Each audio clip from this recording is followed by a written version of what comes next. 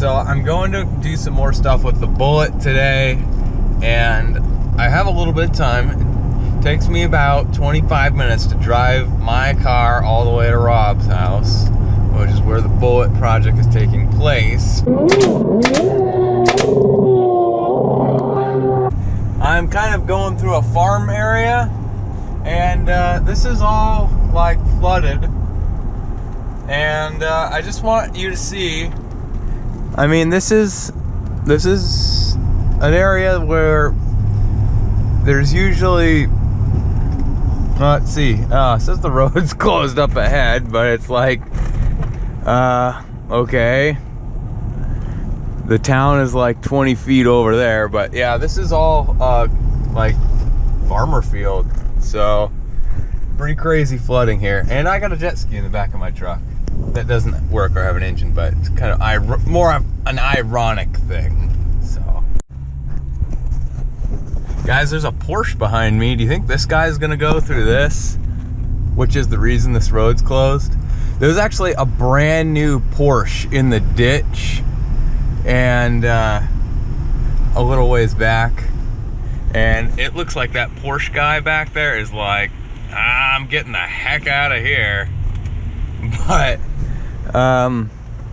yeah, so we got flood, man. We got flood around here, and it's kind of nice that I'm in my truck right now, but I can definitely see why this road is closed.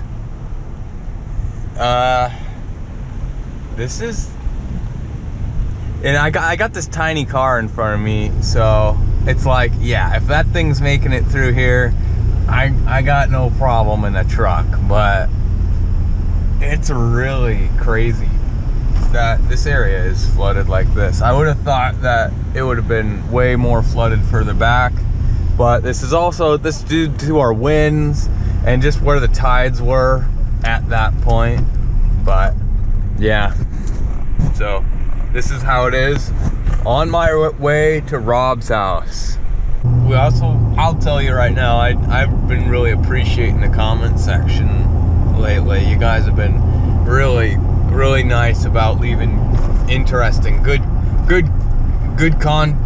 comments that complements our content, and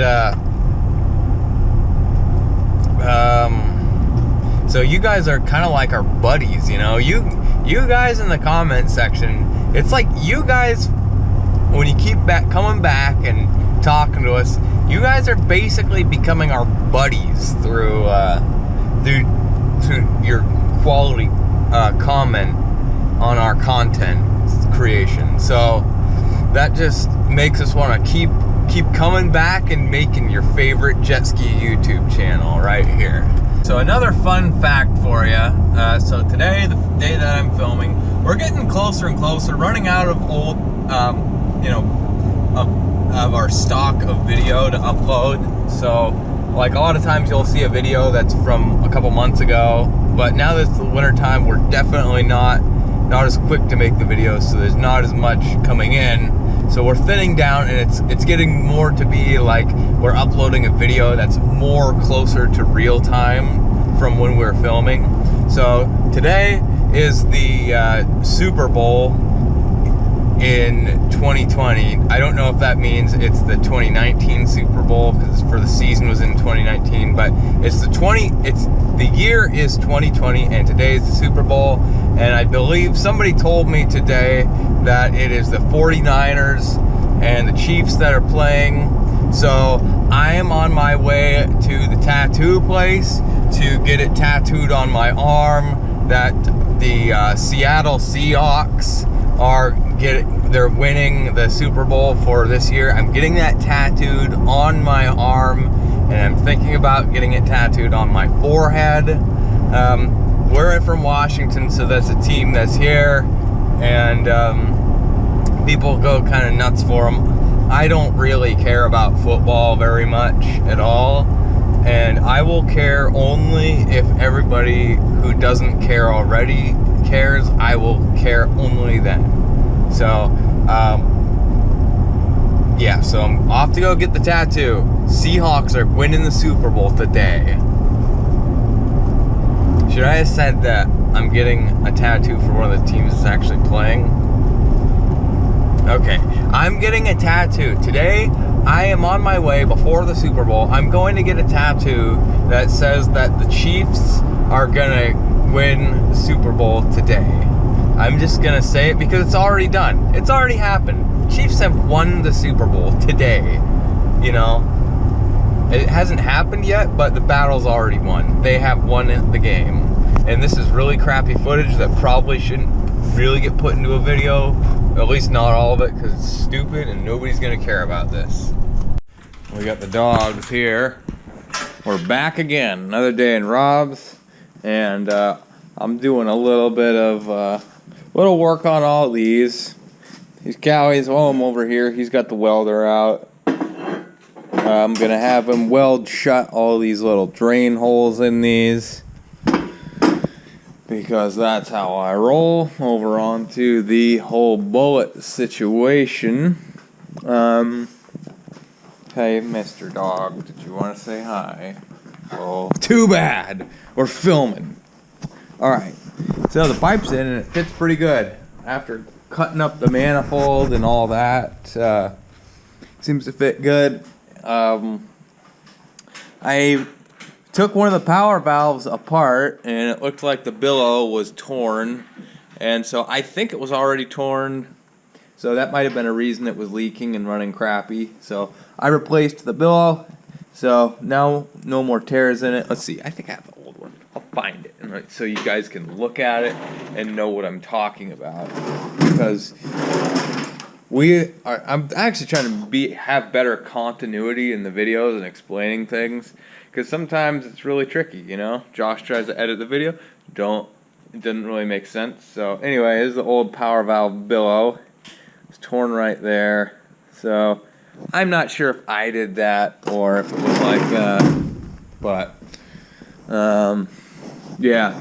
Another reason that this engine ran like poop last time you saw it run is because I overheated it because my cooling lines popped off and the sleeves dropped in the cylinders a little bit, so the deck surface was not flat. So I had to machine that baby down quite a bit, actually. It probably took about 10 thou off the whole deck surface, and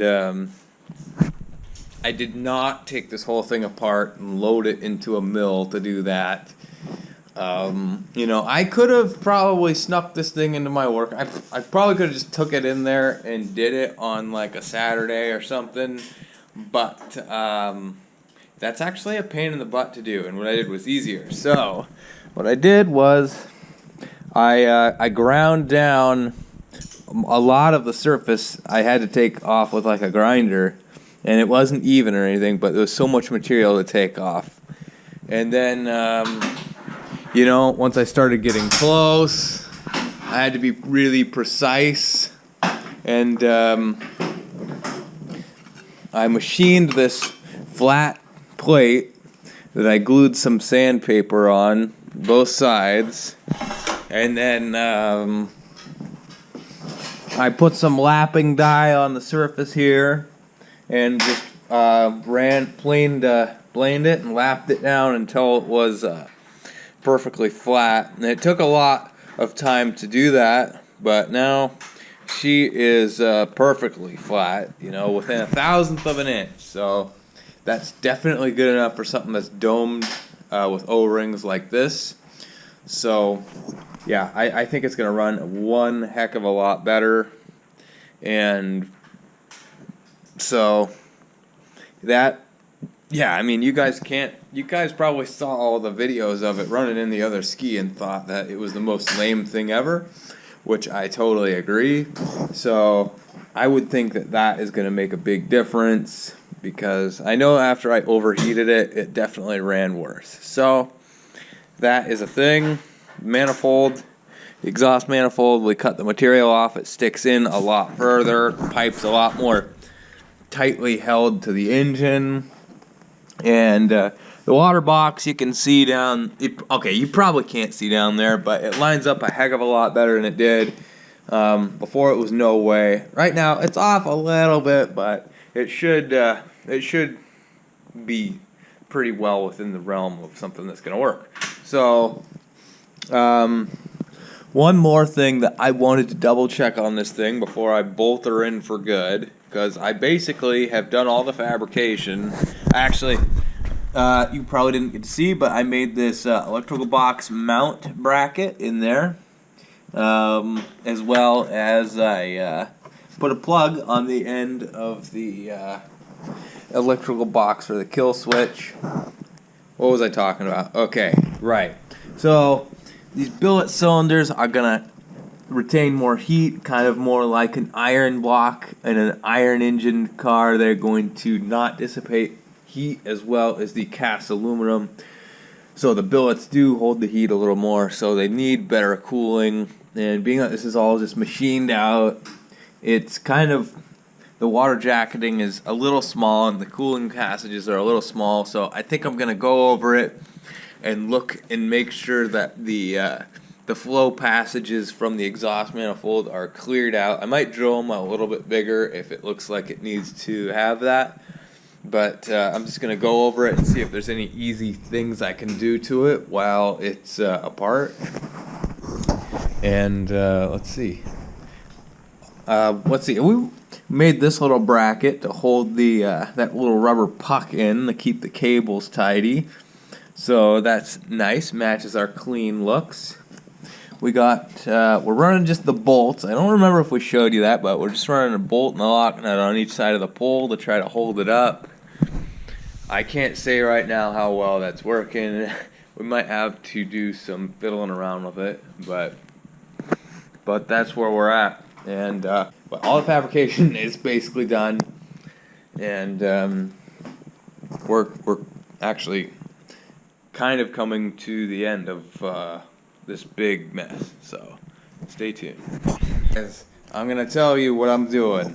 So the gasket, the special DASA gasket that came with this for the exhaust manifold, is all messed up. It's gone because immediately after you use it once, it's destroyed. Just like the Yamaha exhaust gaskets. Take it apart, you're screwed, you're never using it again. Since this one is special, I had to modify an existing one, open it up a little bit so that the holes were bigger. And there's the cooling, there's a couple of cooling inlets on each side. So they don't really line up with this gasket very well. So what am I gonna do, boys? I'm gonna have to modify it. I got this little gasket stamping tool. So I'm just going to find out where the passages are and stamp some holes so that we can get the cooling as good as it can be within reason for this thing. And that is how it is. Alright boys, we got a little bit of sabotage going today. So I was reconfiguring my gasket setup when we got a little bit of this going on. So yeah, I ruined the gasket and now I gotta redo it all.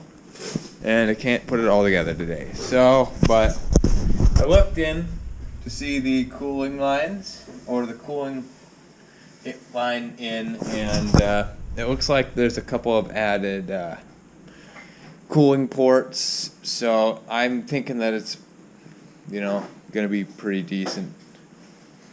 I don't know. I saw somewhere on the internet that people have done cooling mods for these DASAs if they're going to run buoys with them. And since I'm not really, this isn't really a freestyle hole, I wanted to give myself the best shot I could with it. I still cannot wait to get this thing not dirty, but I don't think I'm going to be able to get anything else done today on it, so that is going to be it for today. So get to watching some more JetSki Brothers videos.